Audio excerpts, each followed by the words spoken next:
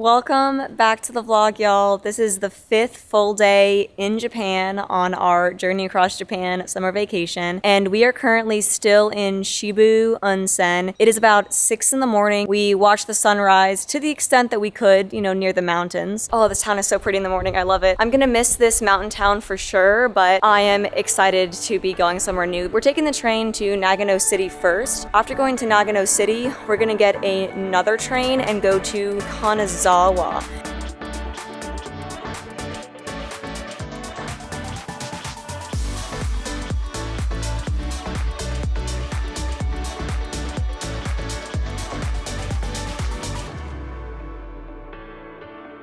And we're gonna be doing a day trip kind of in Kanazawa so that we don't have to go straight through to Kyoto. The hotel where we're staying tonight is in Kyoto, but if we were to go straight from here to Kyoto by train, it would be a 5-hour train. And so instead of doing that, we're doing the Kanazawa day trip and then ending up in Kyoto for the night. Kanazawa is not necessarily a more popular destination in Japan, but there are still like a lot of fun things to do there. And quite honestly, I kind of like going to the quieter places and kind of less known places and just kind of checking it out. I'm looking forward to breakfast and about to go back to the hotel room, see Robert, and do some packing so that we can get on the road to our next destination. The breakfast was really good. It was different than yesterday. It had more vegetables, a different kind of fish, and some steamed tofu, and my favorite kind of mushroom, ennaki mushroom. That was really yummy. Again, the portions were small, so I tolerated it well. And I was just feeling like weirdly hungry this morning, perhaps because we started the day with a super long walk around the town. So that kind of helped work up an appetite for me. So I enjoyed breakfast. We both did, but it ended in a very rushed fashion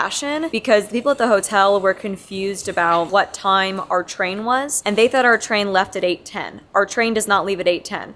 We had to leave the hotel at 8:10, but our train leaves at what time? 8:39? Yes. So yeah, our train leaves at like 8:39. So they just basically were like, you have to finish breakfast now, you have to go. So Robert, I was already done, but Robert was like eating the last of his like cultured cream, chugged his like apple juice, and we like ran out. And we'd checked out of the hotel right before breakfast, so we just basically ran out, grabbed our bags, and they drove us here. But it was kind of like a rushed situation. I think definitely a situation where the language barrier was really getting to everyone in the situation that was involved. The tickets, babe, can I see? We're down to 1,700, so we need to like find an ATM. So we're almost out of cash? Yes. A lot of places take cash here, and we have used a lot of cash, and we're definitely out. $10. Oh, we got $10 left. Oh, goodness. Most of the vending machines in Japan are actually very similar. Like, most of them just sell the same several things. But this is a different one. They seem to sell cups of Strawberry coffee. LA. Cups of coffee and, like, coffee-like beverages. Caramel macchiatos. Do you need a coffee, babe? There's a Monster on the other side, so I'm getting that. Of course you'd go for the energy drink. I would have one if I wasn't allergic to coffee. Oh, there's a bunch of vending machines back here. Can you get me a water, please? I would like a big water. These vending machines are a lot more variety than most that we've seen.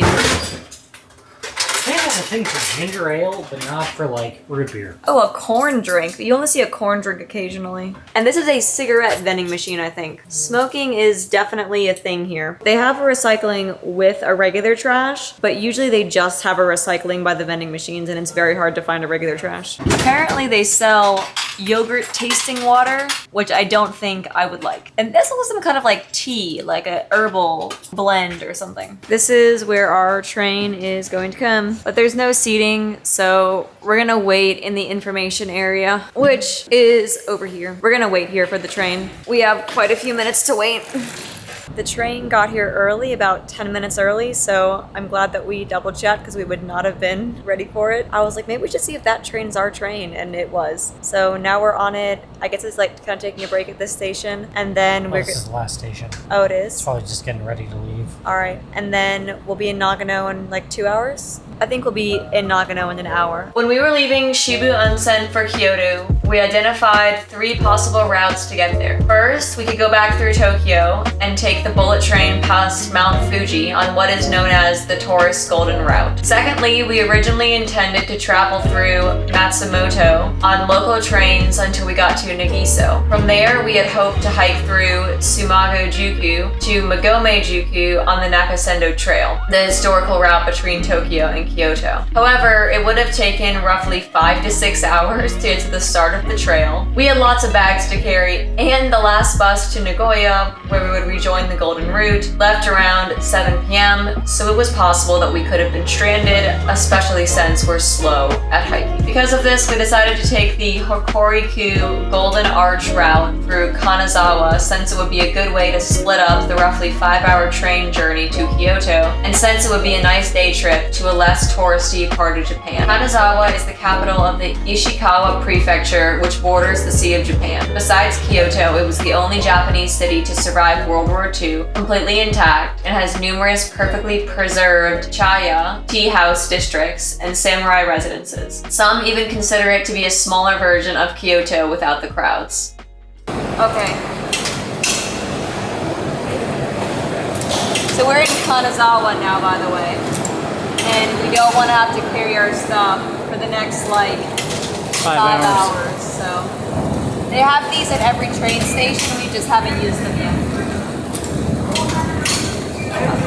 Okay. So all of our stuff fits except for the stuff that we don't want to fit. We had to pay twice, because when I touched the key, it reset it, and it thought we hadn't paid. So Robert had to go get some change, and it was a whole thing. So yeah, we messed that up. It's only like $4 though. Yeah, just if you're doing this, don't Load do it, put the money in, close it. So Kanazawa is a lot bigger than I thought it was gonna be. I didn't realize it was just like this huge city. It's pretty cool. We decided to stop by the Family Mart to hydrate, and for Robert to stop by the ATM and get us some more cash. Now we are going to experience the city. Robert has all this stuff planned for us, so he's going to tell you about it. First, we're going to stop by Omicho, the Omicho Market for lunch.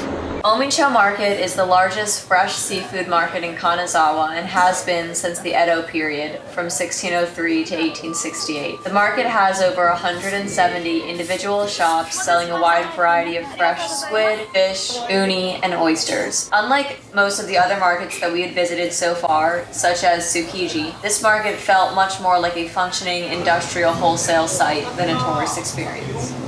So we're just leaving Omicho Market. Robert had some lunch while I walked around and just kind of took everything in. This place has a lot more legitimate fish being sold than the place we went to in Tokyo, which was mostly restaurants and like tiny bits of fish being sold. Like we just saw so many more types of fish and just so many more massive quantities. It's like a true fish market. There was also lots of fruits and vegetables being sold, and like the booths where they were selling restaurant-y type stuff or like other types of trinkety type stuff were much smaller and on the outer edges, and then on the inside it was just like so many huge fish and other types of seafood purveyors like oysters, uni, all kinds of stuff, squid.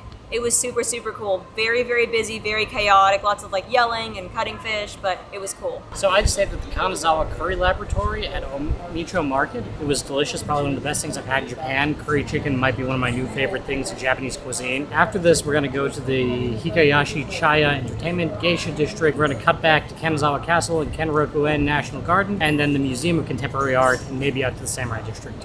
The Higashi Chaya District, also known as Higashiyama, is the largest of Kanazawa's 3 Edo period tea and entertainment districts. Many consider it to be a less touristy alternative to the Gion Entertainment District in Kyoto. The district is famous for 2 public tea houses where you can still see authentic geisha performances, and a shop where you can purchase gold leaf products, since Kanazawa produces roughly 99% of all the gold leaf in Japan.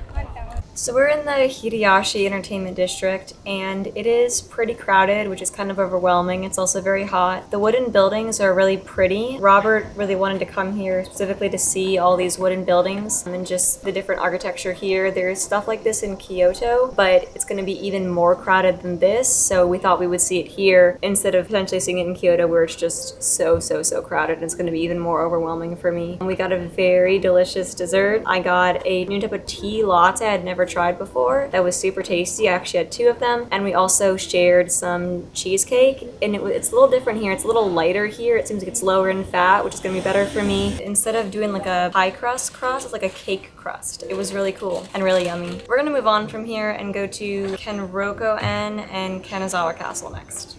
Kenroku-En is known as one of Japan's 3 most beautiful landscape gardens, and some claim that it is the best landscape garden in Japan. The gardens were historically property of the Maeda clan, who resided in Kanazawa Castle, but were open to the public in 1871. The name Kenroku-En literally translates to Garden of the Six Sublimities, which, according to Chinese landscape theory, are spaciousness, seclusion, artificiality, antiquity, abundant water, and broad views. The plants of the garden include plum trees and cherry blossom trees that bloom from the latter winter into the spring, and various deciduous trees that change color in the fall, such that something visually striking is always happening in the garden. Our favorite view of the garden was that of one of the many tea houses sitting on pillars across the bright green Kasamiga Ike Pond. If we were to come back, we would definitely try to make a reservation to attend a tea ceremony here. At the edge of Kenroku-En, we stumbled onto a quaint, uncrowded, but surprisingly significant pair of shrines. The first, Kanazawa Shrine, was established in 1794 by Maeda Harunaga, the 11th lord of the Maeda samurai clan who ruled Kanazawa. The shrine has 2 deities. First, it is dedicated to Sugawara no Michizane, the god of scholarship, since the shrine is supposed to protect the school established by the samurai family. Second, it is also dedicated to the white snake god, known as Hukuja Ryujin, or Shiur Heavysun. This deity protects its petitioners from fire, floods, and misfortune, while also granting luck in monetary affairs and business. Next to the shrine, there is a spring known as Kinjo Reitaku. Allegedly at the spring, a poor yam farmer named Togoro would wash his yams. He was always annoyed at the dust he would have to wash off the yams. One day, a wealthy woman from a nearby village claimed that she had a vision that she was supposed to marry this poor farmer. When she visited him at the well, she realized that he was washing away gold dust from his yams. She married him and convinced him to collect the dust in order to sell it as gold leaf. The spring was named Zawa, meaning the stream or marsh to wash gold. While the story is likely a myth, some believe that it is the origin of Kanazawa's name. So we've just finished walking through the Kenroku-En Botanical Gardens. These are considered some of the best, if not the best, botanical gardens in Japan, and they truly are beautiful. It is a lot more direct sunlight than some of the previous botanical gardens that we've gone to, but the architecture and the way the buildings integrate with the trees, and it's just beautiful. And they have this temple here at the end, which was gorgeous and just quaint, and they have these gates. It was just very, very nice. We really enjoyed walking through it. It was a great break from the city, because this city in particular is really industrial, aside from a lot of the side streets. I don't know, it's just a good break from all that. And we're now going to head to the Contemporary Art Museum, and then from there we're gonna see probably one more thing and then get back on the train and go to Kyoto. The 21st Century Museum of Art was just a couple of blocks away from the edge of Kenroku-En Garden. Overall, the museum is pretty much comparable to any mid-sized American town's modern art museum. By and large, the museum was mostly filled with mildly interesting pop art. Out of all the exhibits, 2 rooms stood out. First, one of the rooms was dedicated to surrealist interpretations of the concept of a ghost, with art in many mediums, including sketches, paintings, fabric work, and sculpture. Second, there was a room full of digital collages of the forests of Fujian Province in China, created by G.U. Kenro. While the individual columns of pixels in the images were composed of hyper high-resolution photos, he performed a technique called digital weaving, where he mixed them between images to create an artificial quilt effect. We're at the train station. We took a bus here from the Contemporary Art Museum. Robert's really not doing well in the heat, and he was really hungry, so it was time to just get on our way to Kyoto. We've ordered some lunch at the Maple House, which is just like a restaurant inside the train station. Robert got a pasta dish, and I got a ginger lemon tea. So surprisingly good. It looks really good. So sadly, this just tastes like really, I don't know, it's not lemon or ginger. It kind of just tastes like watered down cleaning solution or something.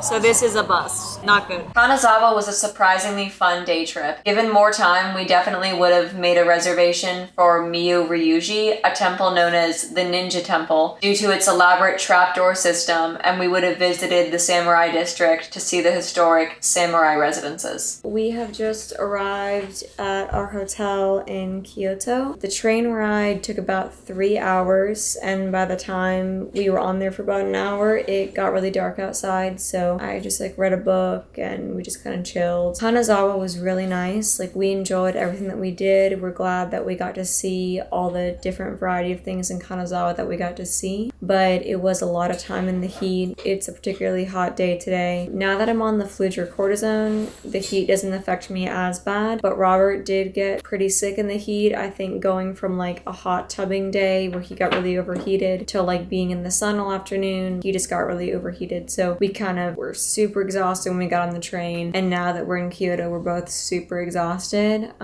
So we're just gonna do some laundry. We were planning on doing laundry tonight since our hotel does have a place to do laundry on the second floor, and Robert is out of clean pants. Both need to like wash our underwear and things like that. So we're gonna go ahead and do that. I'll just give a proper tour of the room tomorrow. First impressions though, it's small, which is fine. We don't need a big room. I mean, we don't spend that much time in our hotel rooms. We kind of go hard on our vacations. Bigger than Tokyo. It is bigger than Tokyo, but I mean, that's a low bar. It smells really good and clean though, which is the main thing that I care about with hotel rooms. Like, it just smells so good and clean. And Robert said the bathroom was really nice, so that makes me happy. As long as it smells good and it's clean, I'm gonna be happy to be here. We're gonna be here for 5 whole nights, and Kyoto is gonna basically be like our landing point for all of our day trips. So that's why we're staying here for 5 whole nights at this hotel. And then aren't we staying in Kyoto another night too, in that nice hotel? So we're gonna be sleeping either in or near Kyoto for the next 6 nights, but we're at this hotel for the next 5 nights. It will be nice not to have to transport our bags for 5 nights. That would be really nice, just to not have to do that. But anyway, like I said, we're both really exhausted. I didn't even want to hold the camera up, so I put it on a tripod. My legs are really sore from all the walking. We're really like hitting a wall with exhaustion. So I think tomorrow needs to be a low-key trip that's not in the sun too much. And so we're trying to plan that out now. We'll probably talk about it when we do laundry or whatever. But thank you for watching this video. I hope you enjoyed seeing some of Kanazawa and seeing us go from that small mountain town to Kanazawa to Kyoto. And we will talk to you tomorrow. I don't know what we're doing tomorrow, but we'll figure it out. And we'll talk to y'all tomorrow. Thank you for watching the vlog.